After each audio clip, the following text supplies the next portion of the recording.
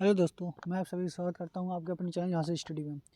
देखिए, कई लोगों के कमेंट्स आ रहे हैं वीडियो में कि सर मुझे ये बता दीजिए कि यूपी पुलिस का प्रोसेस क्या है, सिलेबस क्या है, उसमें हाइट वगैरह जो है कितनी ली जाती है, लड़कियों की क्या है और लड़कों की क्या है ना। ऐसे कई तरीके के सवाल हैं जो कई लोगों के मन में आते हैं। जिन लोगों को जानकारी नहीं है उनके लिए बता दें कि आपके लिए ये वीडियो, जितनी भी आपकी क्वायरी हैं, जितनी भी आपको जानना है पुलिस के बारे में, कैसे इसमें सिलेक्शन पा सकें, किस तरीके से रनिंग करना होता है, क्या है, ये सारी डिटेल इस वीडियो में हम लोग जानने वाले हैं। अगर आप यूपी पुलिस के सपने देख रहे हैं और उसमें जल्द से जल्द भर्ती होना चाहते हैं तो इस वीडियो को बिना स्किप किए हुए पूरा देखना है आपको।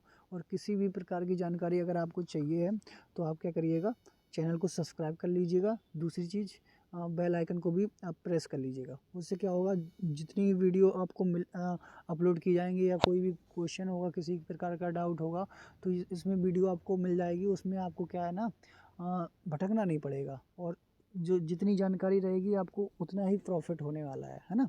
चलिए, तो इस वीडियो में क्या जानने वाले हैं, देखिए जानिए किस तरीके से ये यूपी पुलिस की है जो जॉब पा सकते हैं ना। इसमें जितना भी प्रोसेस होता है, जैसे सिलेबस होता है, एग्जाम पैटर्न क्या है, इसका पीईटी क्या होता है, पीएसटी क्या होती है, रनिंग वगैरह, सब कुछ इसी वीडियो में जानने वाले हैं, है ना। चलिए, तो वीडियो स्टार्ट करते हैं बिना देरी करते हुए। चलिए, देखिए इसमें प्रोसेस जो है हमने स्टेप बाय स्टेप आपके लिए रखा है ताकि आपको किसी भी प्रकार की कोई भी नॉलेज छूटे ना।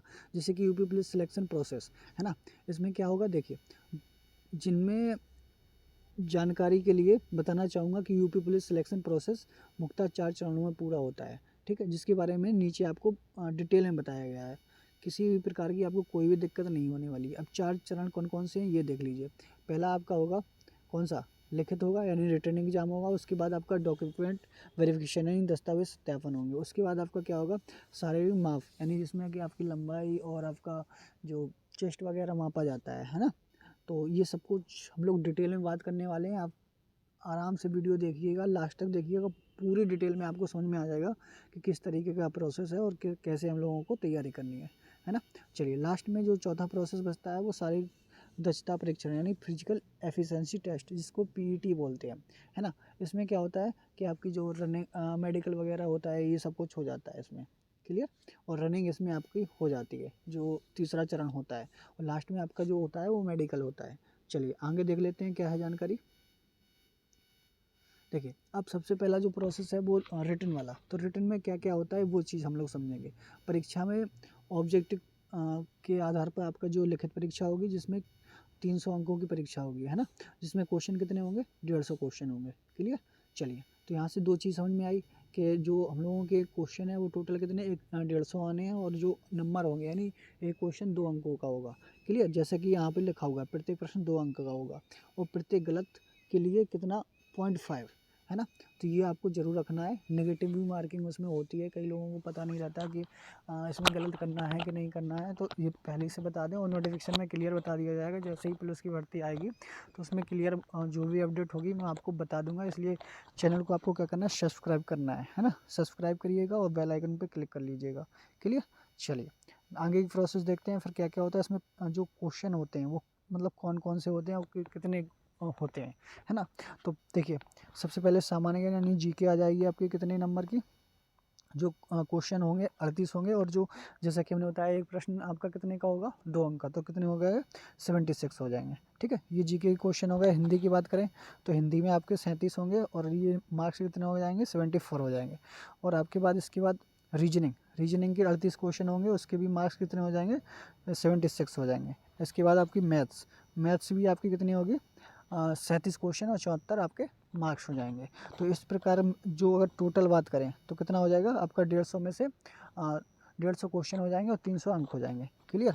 तो इसमें आपको आप यहीं से समझ लीजिए कि आपको हिंदी, रीजनिंग, जीके और मैथ, इन पे सब पे अभी से फोकस करना है ताकि आपकी जो वैकेंसी आने वाली है उसमें आपको आसानी से जो सिलेक्शन है वो मिल सके, है ना। चलिए, और ये कैसे तैयारी करनी है, क्या क्या करना है, अगर डिटेल में जाननी है किस किस टॉपिक पे आपको कितना पढ़ना चाहिए, कितना टाइम देना चाहिए, तो कमेंट बॉक्स में आप लोग कमेंट ज़रूर करिएगा। और वीडियो अगर अच्छी लगे आपको हेल्पफुल साबित हो तो लाइक करना है और कमेंट करना है। जिस भी टॉपिक को आपको डाउट हो कि इस पे कैसे करें, फोकस क्या करना है, तो आपको कमेंट करना है, उस पर आपको वीडियो डिटेल में मिल जाएगी। क्लियर है? चलिए आगे देख लेते हैं क्या प्रोसेस होने वाला। देखिए अब आपका रिटर्न हो गया, मान लीजिए आप जो है रिटर्न क्वालिफाई हो गए, है ना। रिटर्न क्या हो गया? क्वालिफाई हो गया। तो रिटर्न के बाद आपका क्या होता है, जैसे कि आपको बनाए जाते हैं, बुलाए जाते हैं, तो उसके बाद क्या है, 10 गुना या जितने भी गुना होता है उसका एक मानक होता है, कितने गुना बुलाया जाता है वो नोटिफिकेशन में शो करवा दिया जाता है। तो उसके बाद आपका क्या होगा, डॉक्यूमेंट वेरिफिकेशन। उसमें क्या होगा, जितने भी शैक्षिक प्रमाण पत्र यानी आपके जो हाई स्कूल, इंटर, जो भी आपके मार्कशीट वगैरह हैं वो चेक होंगी। वोटर आईडी कार्ड, जैसे कि आपका आधार कार्ड चेक होगा, वोटर आईडी कार्ड नहीं है, आधार कार्ड होगा, है ना। ये वोटर आईडी कार्ड नहीं लिया जाता, आधार कार्ड लिया जाता है। और लाइसेंस भी नहीं लिया जाता है। हाँ, पैन कार्ड जरूर लिया जाता है ना। तो ये भी नहीं होगा। आपका जाति प्रमाण पत्र होगा, जो उसमें नोटिफिकेशन में लिखा होता है कि इस डेट से इस डेट के बीच होना चाहिए, तो वो भी आपको नोटिफिकेशन जैसे ही पुलिस का आता है मैं आपको बता दूंगा। तो इसलिए चैनल को सब्सक्राइब जरूर करिएगा। और प्रमाण पत्र, निवास प्रमाण पत्र भी आपका लगेगा। और जन्म प्रमाण पत्र की कोई ज़रूरत नहीं है, क्योंकि मार्कशीट से काम चल जाता है ना। और पासपोर्ट साइज जो आपकी उसमें फ़ोटो लगेगी ना फॉर्म भरते समय, वो नोटिफिकेशन के हम बता देंगे कैसी फ़ोटो लगानी है, वो आपको रखनी है, क्योंकि वो बाद में भी काम आती है, जब आपका वेरिफिकेशन होता है तब काम आती है। ठीक है, चलिए। और इसके बाद कुछ ज़रूरत नहीं है ना। चलिए आगे देख लेते हैं क्या प्रोसेस है। अब देखिए इसमें आपका देखिए क्या क्या हो गया, आपका रिटर्न हो गया। रिटर्न के बाद आपका वेरिफिकेशन हो गया, है ना। वेरिफिकेशन हो गया, इसके बाद आपकी लंबाई वगैरह नापी जाती है, जिसको आपको पीएसटी बोलते हैं ना। तो इसमें क्या होगा, आपकी हाइट और चेस्ट ये चीज़ नापी जाएगी वेरिफिकेशन होने के तुरंत बाद। तो इसमें देखिए क्या क्या होता है, कितनी किसको हाइट चाहिए। देखिए पहले हम लोग मेल की देख लेते हैं ना। जो जनरल और ओबीसी वालों के लिए हाइट देखते हैं कितनी होती है, 168 सेंटीमीटर, यानी लड़कों के लिए 168 सेंटीमीटर चाहिए। और SC ST के लिए कितनी चाहिए, 160 सेंटीमीटर, जैसा कि यहाँ पे लिखा हुआ है ना। ये SC ST के लिए। क्लियर? अब देखिए, और इसमें चेस्ट, लड़कों के लिए चेस्ट के लिए कितना होना चाहिए, 79 होना चाहिए बिना फुलाए, और फुलाने पे 74, मतलब मिनिमम आपको 5 तो फुलाना ही फुलाना है। वहीं SC की बात करें, SC ST के लिए 77, और फुलाने पे 82 होना चाहिए। क्लियर?